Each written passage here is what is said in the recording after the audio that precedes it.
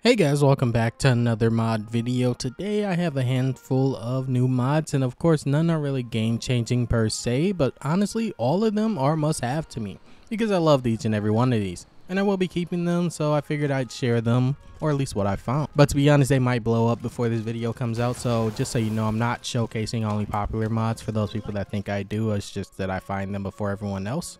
But if you found a mod you like, hit that like button down below and let's dive right in.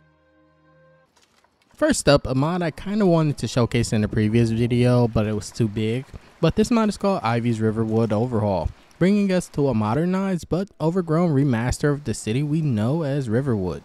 Adding in new structures, new NPCs, and overhauling every building in Riverwood inside and out, in some type of way or fashion at least. As you're probably noticing already, this mod pretty much takes every single one of Ivy's standalone mods for Riverwood and combines them into an all-in-one featuring tons of patches for mods that might change up Riverwood, or at least add on to it, because this one doesn't just remove those. If you want to, you can really have the ultimate Riverwood with this added. But I'm getting ahead of myself because this mod does so much more than just turning this into an all-in-one. As you can see, all the farmhouses have new architecture that still uses your own wood textures or farmhouse textures, adding them to the buildings with new architecture similar to Cities of the North if you happen to be using, which pretty much goes great with 99% of Modlist in 2025 because most of everyone uses Cities of the North, or at least great cities.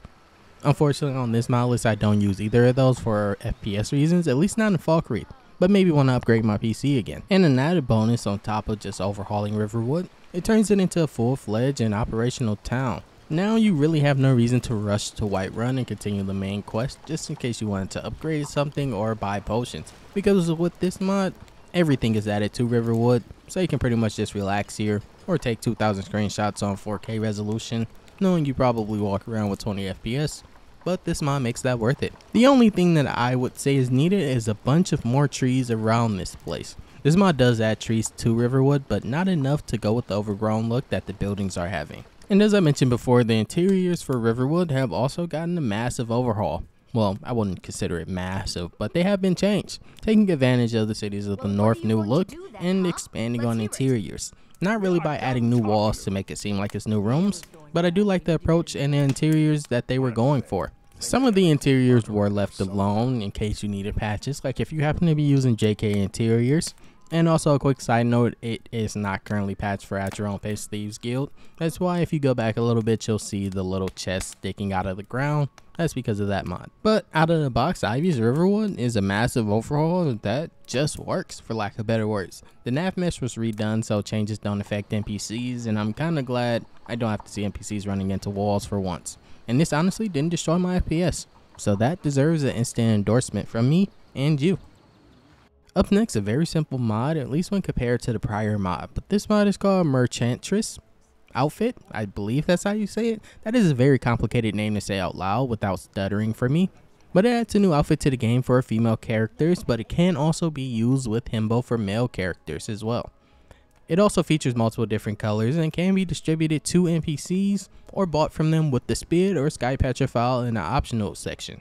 I currently have other outfit SPID to most NPCs, but at least it showed up on Carlotta. This mod features multiple color variants that all have their own custom HDT for when your character moves, meaning it can also work on NPCs that wear this outfit, so that is one thing to look out for if you have a lower end PC like mine's.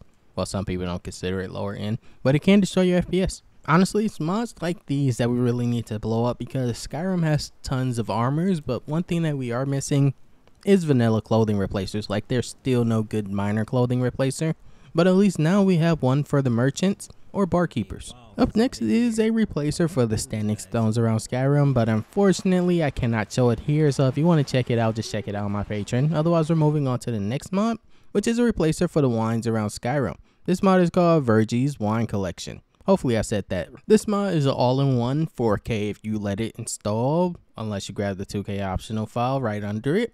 Replace it for all wines around Skyrim, giving all the wine bottles a rustic but massively improved remesh and retexture that looks like it still fits into Skyrim. Nothing really too clean or modern, but still something I instantly downloaded once I saw it.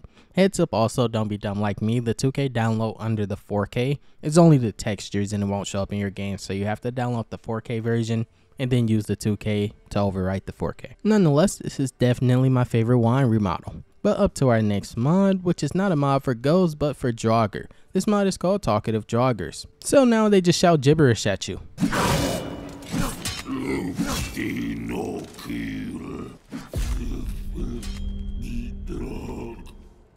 I've noticed that most times they will talk to you at the very beginning of combat when they first see you, and then sometimes when you're in the middle of combat, but it won't happen very often.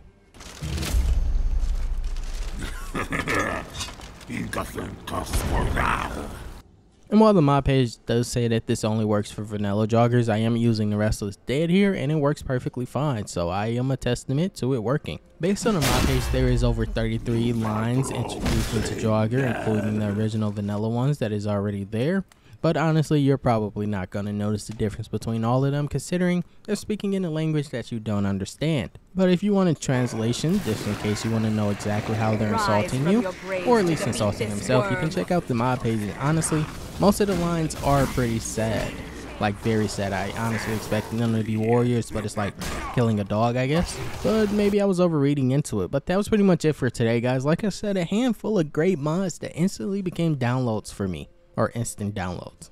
But if you liked the video, hit that like button down below. I hope you have a great rest of your day. Peace and love, guys.